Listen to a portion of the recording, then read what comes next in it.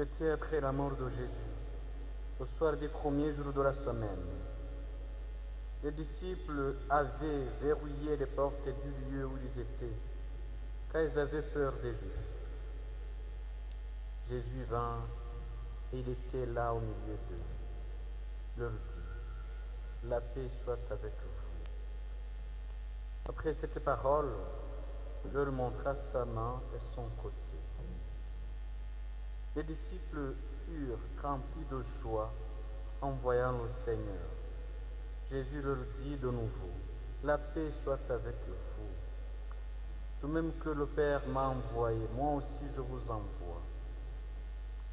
Et ainsi parlé, il répandit sur eux son souffle et leur dit, recevez l'Esprit Saint. Tout homme à qui vous remettrez ses péchés, lui seront remis. Tout homme à qui vous maintiendrez ses péchés, lui seront maintenus. Acclamons la parole de Dieu. Louange à toi, Seigneur Jésus.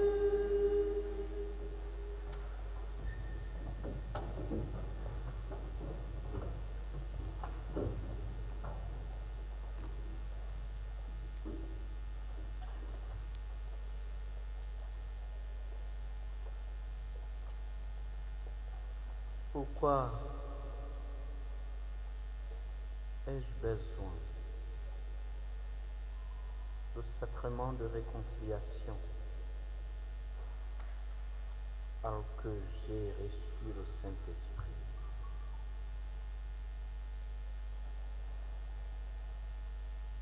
Quelles sont les grâces que nous recevons de la Pentecôte? Saint Paul, dans la première lettre aux Corinthiens, nous dit que les dons de la grâce sont variés, mais c'est toujours le même esprit. Les fonctions dans l'Église sont variées, mais c'est toujours le même Seigneur. Les fonctions dans l'Église sont variées. Quelle Église?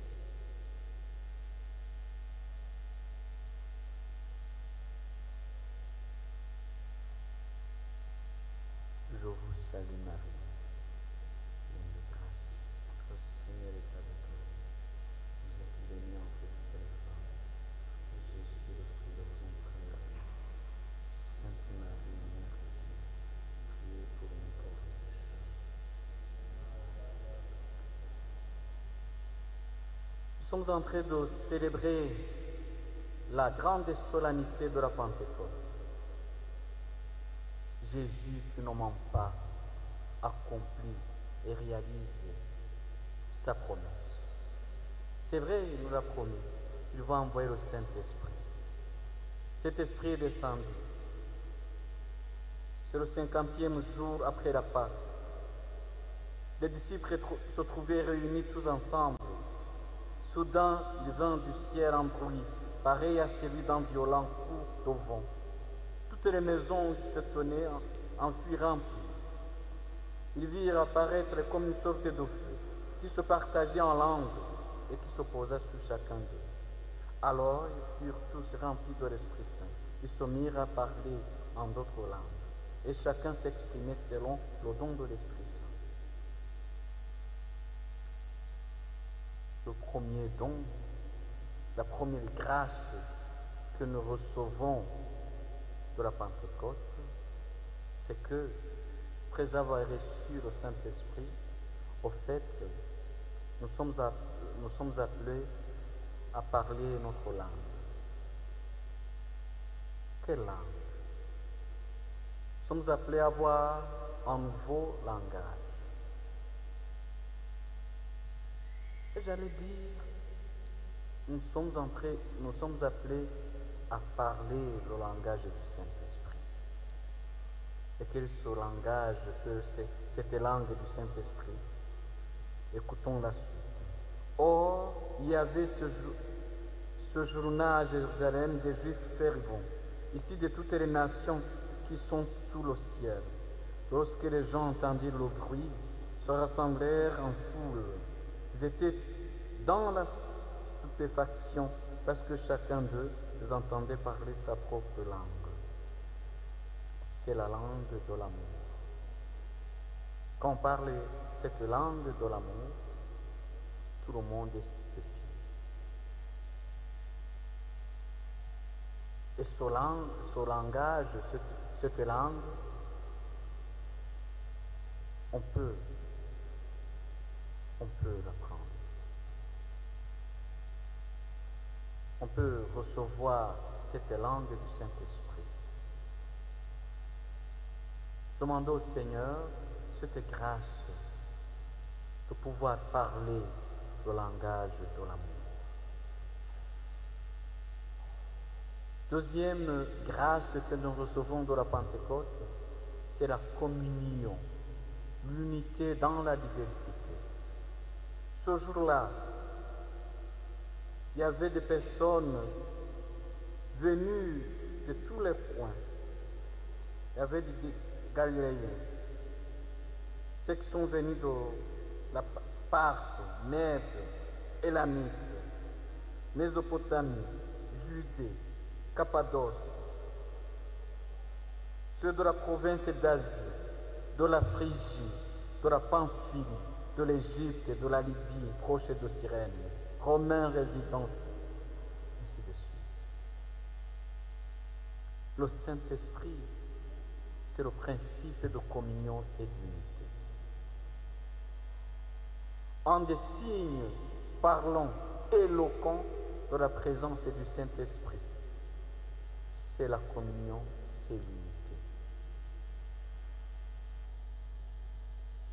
En des signes de l'absence du Saint-Esprit, c'est la division. Et la division, c'est le signe de la présence du diable. Le jour de la Pentecôte, je crois que c'est le moment important que le Seigneur nous donne de prier pour l'unité. L'unité des chrétiens, l'unité dans des familles, la communion entre des frères et sœurs dans de différentes familles, la communion sur notre lieu de travail, la communion dans l'Église, dans notre pays. Oui, l'unité est possible. Oui, la communion est possible si nous nous laissons transformer par le Saint-Esprit. Si nous nous laissons enseigner par le Saint-Esprit à parler le langage de l'amour.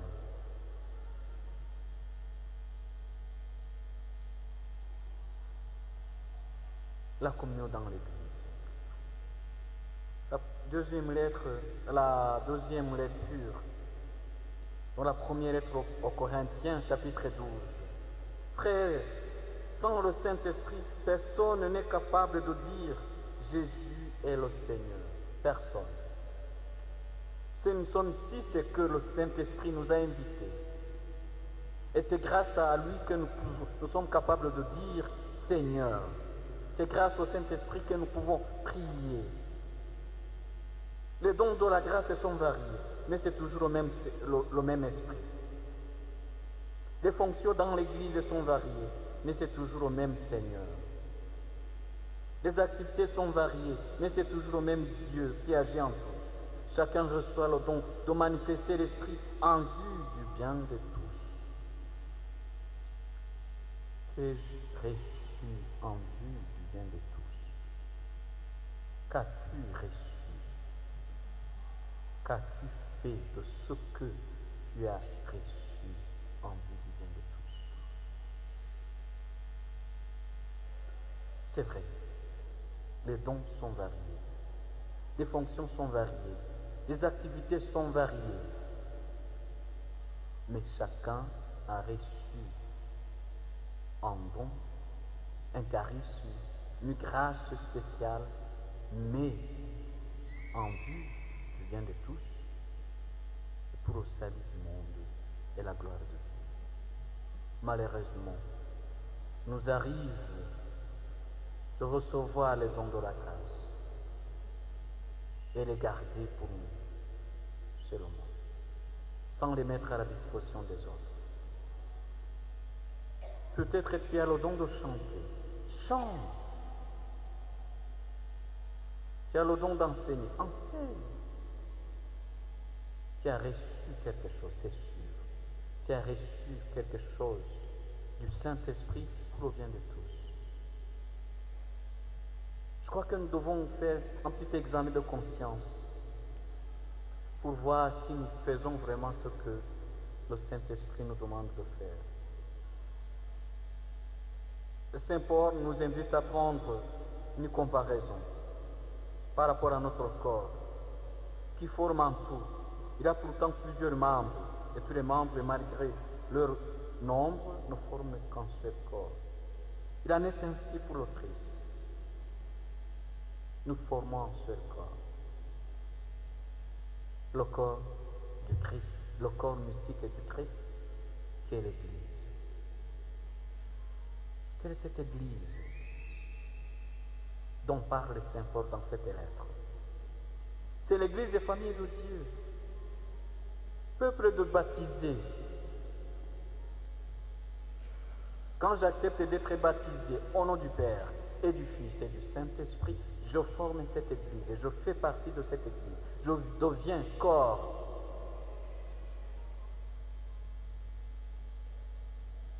Du Christ. Malheureusement, ce corps du Christ a toujours été attaqué par le diable, qui est le diviseur, bien sûr. Je crois que c'est vraiment le diable qui a introduit certaines divisions et graves divisions dans cette Église, corps du Christ. C'est dommage. C'est dommage. Je ne vais pas rappeler ce qui s'est passé en 1054 en Orient, quand le patriarche, le grand patriarche Michel Cellulaire décida de se séparer de l'Église d'Occident en disant: le pape, tu peux rester avec l'Église de Rome, moi aussi ici en Orient, je vais gérer ce qu'il y a à gérer. Les historiens pensent que ça a été le début de l'Église orthodoxe. Ce corps a été attaqué. Je ne vais pas rappeler ce qui s'est passé au XVIe siècle, quand un des grands des prêtres renommés, le père Martin Luther, moine obstiné, grand bibliste, professeur d'université en Allemagne, décida de rompre avec l'Église. Les historiens pensent que ça a été le début du protestantisme.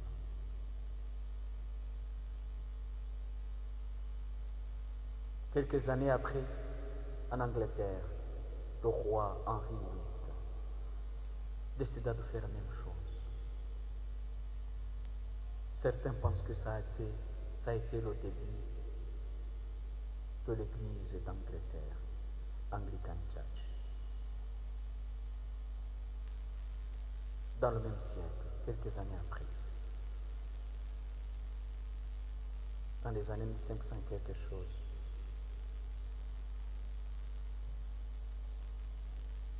en Suisse, le père Zwingli, grand prédicateur, probablement l'acteur d'un grand sanctuaire marial,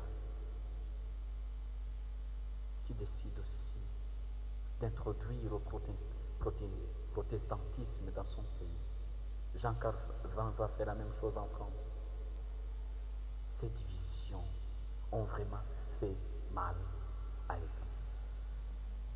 Mais ce qui est surprenant, c'est que même dans cette histoire douloureuse, le Seigneur n'a jamais cessé d'agir, de manifester sa miséricorde, sa puissance et ses grâces et ses dons, de répandre sa miséricorde, d'envoyer les missionnaires à travers le monde, prêcher la bonne nouvelle du salut. Même dans ces divisions, le Seigneur, j'allais dire, s'est arrangé pour manifester sa puissance. Aujourd'hui, ce jour de Pentecôte devrait être pour nous le jour, le moment opportun pour prier pour la communion. La communion, l'unité des chrétiens, pour vraiment former le corps du Christ. Cela est possible si nous allons combattre l'égoïsme.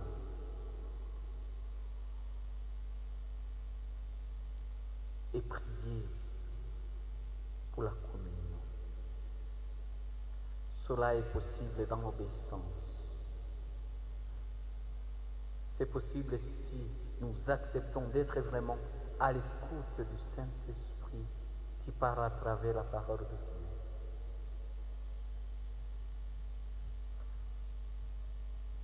Cet esprit qui pardonne aussi les péchés. 8e jour, le soir. C'est après la résurrection de Jésus. Jésus dit à ses apôtres, recevez le Saint-Esprit. Ceux-là à qui vous pardonnerez pour mettre les péchés, leur seront remis. Le sacrement de réconciliation, pour recevoir la grâce de Dieu. C'est vrai, je peux demander au Saint-Esprit le pardon de mes péchés. C'est le Saint-Esprit qui va m'éclairer, me donner le courage de demander pardon. Mais le Seigneur n'a pas voulu que ça soit une affaire personnelle pour que je gère ça moi-même. Il a institué le ministère de ce sacrement du pardon. Et ça demande beaucoup d'humilité pour pouvoir avouer ses péchés. Ils sont aussi pécheurs, mais sont nos frères, peuvent nous comprendre, intercéder pour nous. Aimons ce sacrement du Saint-Esprit. Par ce sacrement, nous recevons le Saint-Esprit qui nous purifie, d'esprit purificateur. Et laissons éclore cet esprit. Et comment favoriser son éclosion et ses inspirations dans notre vie?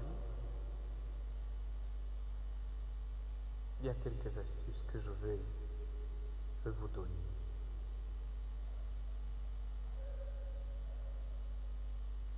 Parmi ces astuces, il y a la louange et la gratitude. Je peux vraiment laisser le Saint-Esprit changer ma vie si j'opte une attitude de louange et de gratitude pour tout ce que le Seigneur est et fait dans ma vie. Autrement, je vais vivre dans une sécheresse interminable, incessable. Autre astuce, il faut vraiment désirer et demander le Saint-Esprit.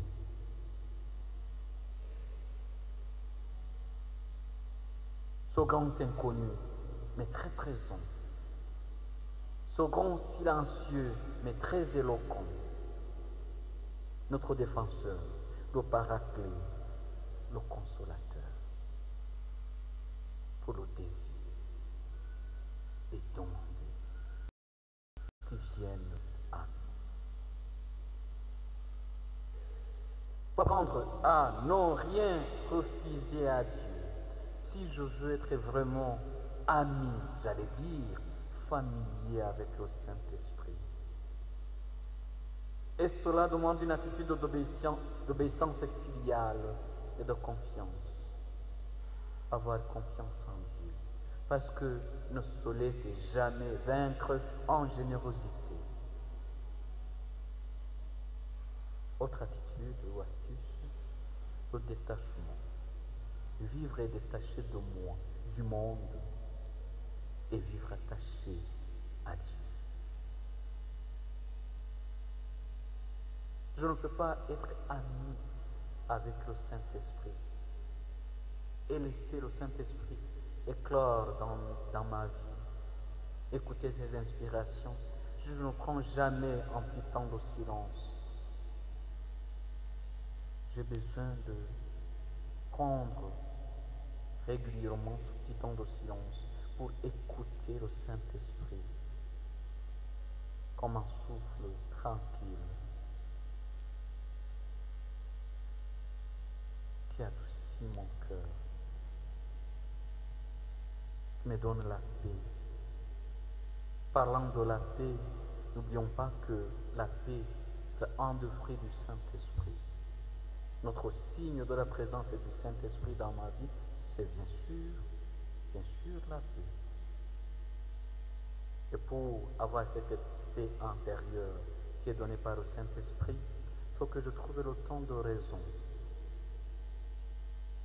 le temps du cœur à cœur avec Jésus, avec le Saint-Esprit. Cet esprit signe de l'unité, signe de communion, cet esprit d'amour, cette expression de la Sainte Trinité, l'esprit de lumière qui a toujours guidé, éclairé, fortifié, animé l'Église. Puisse cet esprit vivifie, puisse cet esprit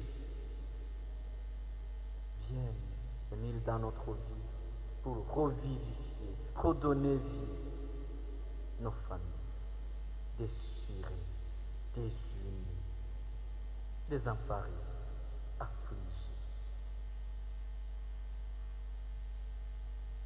Cet esprit d'amour, nous l'avons besoin.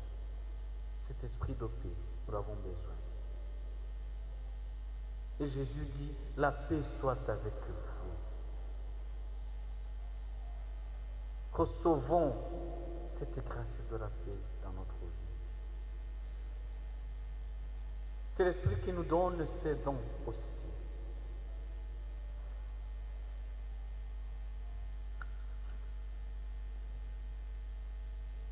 Il y a la séquence, bon, ça n'a pas été chanté, mais on peut lire un peu pour méditer le contenu de cette séquence du Saint-Esprit.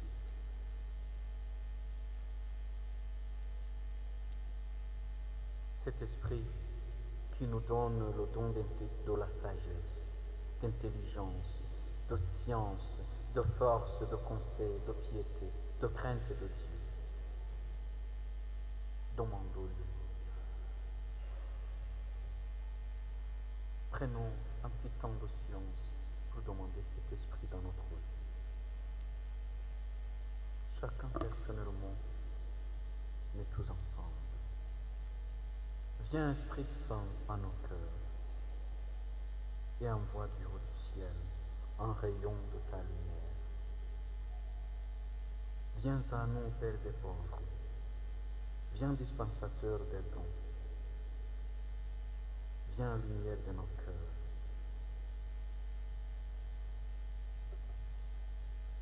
Saint-Esprit, consolateur souverain, hôte et très doux de nos âmes, adoucissante fraîcheur, dans le labeur le repos, dans la fièvre la fraîcheur, dans les pleurs le réconfort. Viens, ô lumière bienheureuse, viens remplir jusqu'à l'intime le cœur de tous tes fidèles. Sans ta puissance divine, n'est rien en aucun homme, rien ne soit perverti. Esprit Saint, viens à nous, viens à nos cœurs, viens dans nos familles, viens dans notre pays, dans notre Église. Lave ce qui est sûr, baigne ce qui est aride, guéris ce qui est blessé. Viens guérir nos cœurs blessés par notre histoire, par notre passé.